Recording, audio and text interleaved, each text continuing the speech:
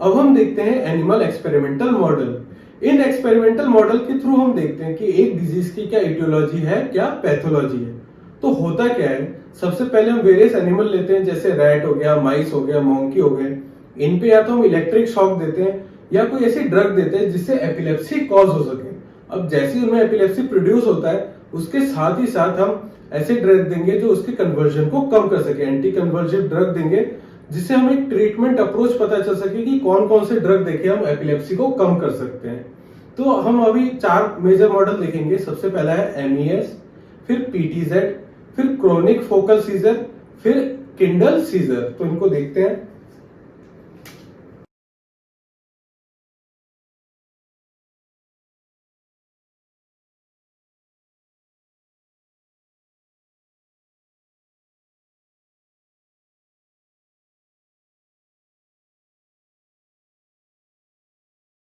तो ये हो गए हमारे एनिमल एक्सपेरिमेंटल मॉडल।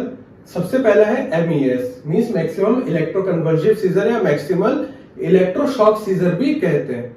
होता क्या है, पहले हम रैट लेंगे या माइस लेंगे, ठीक है। उनके कानों में, ठीक पिन्ना में या उनके आईलिड पे एक क्लिप लगा दिया जाता है। ये क्लिप एक इंस्ट्रूमेंट से जुड़ा रहता है जहां से इलेक्ट्रिक शॉक प्रोड्यूस किया जा सके।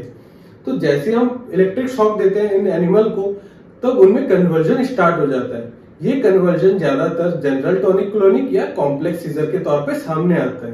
तो हम जो भी ड्रग देंगे, ठीक है, एक्सपेरिमेंटल एनिमल पे जो भी ड्रग देंगे वो इस कन्वर्जन को कम करेंगे। किस टाइप का कन्वर्जन?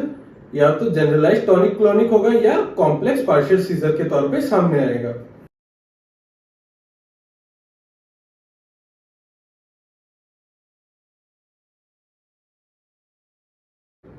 तो ये है हमारा एमईएस मॉडल।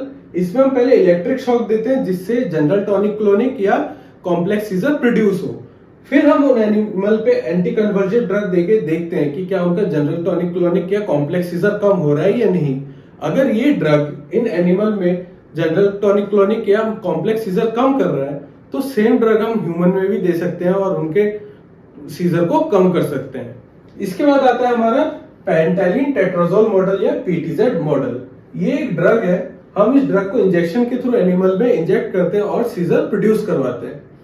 ये जनरली हमारा एब्सेंट सीजर या माइक्लोनिक सीजर प्रोड्यूस करेंगे। तो जो ड्रग इस पीटीजेड मॉडल को कम कर सकता है, तो सेम ड्रग हम ह्यूमन में दे सकते हैं और एब्सेंट सीजर और माइक्लोनिक सीजर को कम कर सकते हैं।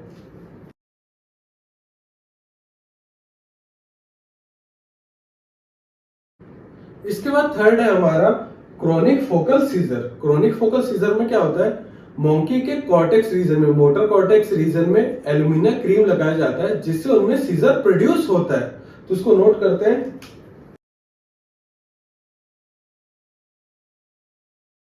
इसके बाद फोर्थ है हमारा किंडल सीजर। किंडल का मतलब होता है सुलगाना। जैसे हम आग से किसी चीज को सुलगा रहे हैं, तो सेम किंडल का मतलब होता है किसी चीज को सुलगाना। जैसे हम मान लो जंगल में अगर एक पत्ते को जला दे तो धीरे धीरे पूरा फैल जाएगा। तो होता क्या है, इस मॉडल में हम एक नॉर्मल पर्सन को अगर ले और रोज उसको थोड़ा थोड़ा वीक इलेक्ट्रिक शॉक दे, तो कुछ दिनों बाद देखा गया है कि वो पर्सन ऑटोमेटिकली खुद से ही सीजर प्रोड्यूस करना स्टार्ट कर देता है। तो हुआ क्या, पहले वो नॉर्मल था पर्सन, उसको कोई भी बीमारी नहीं थी। हम शॉक दे देके उसमें पहले तो एक सीजर प्रोड्यूस करवा रहे हैं और कुछ दिनों बाद उस पर्सन में सीजर एक बीमारी की तरह सामने आता है। तो इसको आप नोट कर लीजिए। उसके बाद हम किंडल सीजर के बारे में देखते हैं अच्छे से क्या है ये। अब देखते हैं किंडल सीजर के बारे में।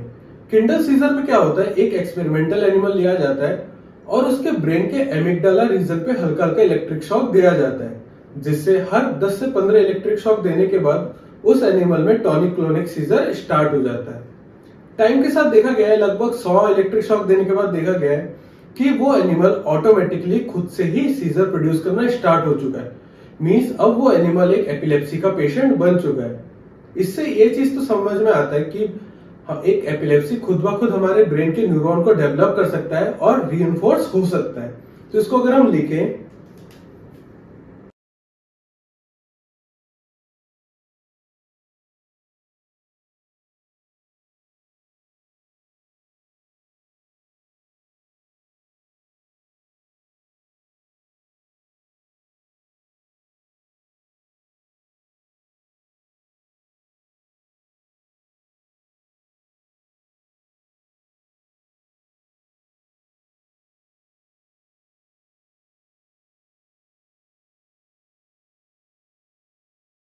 तो ये हो गया आपका किंडल सीजर। यहाँ पे होता क्या है, एक एक्सपेरिमेंटल एनिमल लिया जाता है और उसके ब्रेन के एमिगडाला रीजन पर रोज हल्का हल्का इलेक्ट्रिक शॉक दिया जा रहा है। धीरे धीरे दिन बाय दिन हम उस शॉक को बढ़ा रहे हैं। तो कुछ दिनों बाद देखा गया कि हर 10 से 15 शॉक देने के बाद उस एनिमल में ऑटोमेटिक टॉनिक क्लोनिक सीजर आना स्टार्ट हो चुका है। ठीक है, टाइम के साथ साथ देखा गया लगभग 100 या उससे ज्यादा शॉक हम दे तो देखा गया है कि वो एनिमल में अब ऑटोमेटिकली सीजर आना स्टार्ट हो चुका है। मींस अब वो एनिमल एक एपिलेप्सी का पेशेंट बन चुका है। ठीक है, यहाँ पे 100 शॉक देने के बाद क्या होगा, सीजर ऑटोमेटिक बैठ जाता है और वो एक एपिलेप्सी का पेशेंट बन जाता है। तो यहाँ पे हुआ क्या, जो एक नॉर्मल एनिमल था उसको हम रोज शॉक दे दे के उसके ब्रेन को ऐसे डेवलप किया कि कुछ दिनों बाद वो एनिमल बिना शॉक के भी सीजर प्रोड्यूस कर सकता था। मींस अब वो एक एपिलेप्टिक पेशेंट बन चुका है। तो इससे दो चीजें मेन पता चलती है। पहला कि जो सीजर है वो धीरे धीरे फैल सकता है और खुद को डेवलप कर सकता है। ठीक है, जो है सीजर है self perpetuating and reinforcing effect. इसके अलावा सीजर क्या करता है, जो हमने किंडलिंग इफेक्ट प्रोड्यूस किया इससे न्यू न्यूरॉन डेवलप हुए या दूसरे न्यूरॉन भी उसके साथ एडअप हुए जिससे सीजर प्रोड्यूस हो सके। ठीक, more neuronal circuit are facilitated, means और ज्यादा जनरेट हुए और रिक्रूटेड इन सीजर प्रोसेस।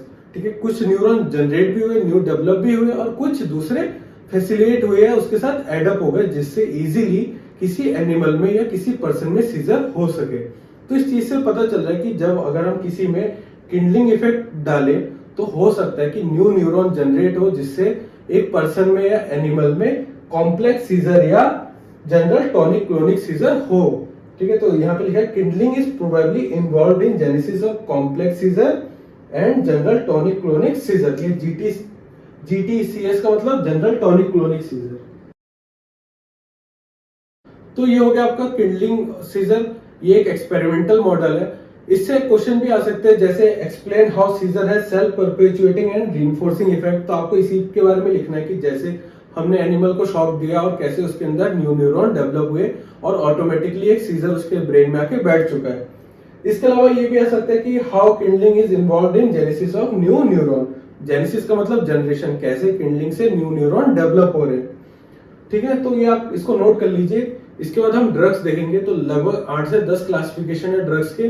तो मैं एक स्लाइड बना दूंगा, आप स्लाइड से नोट कर लेना। तो आप इसको तब तक नोट कर लीजिए।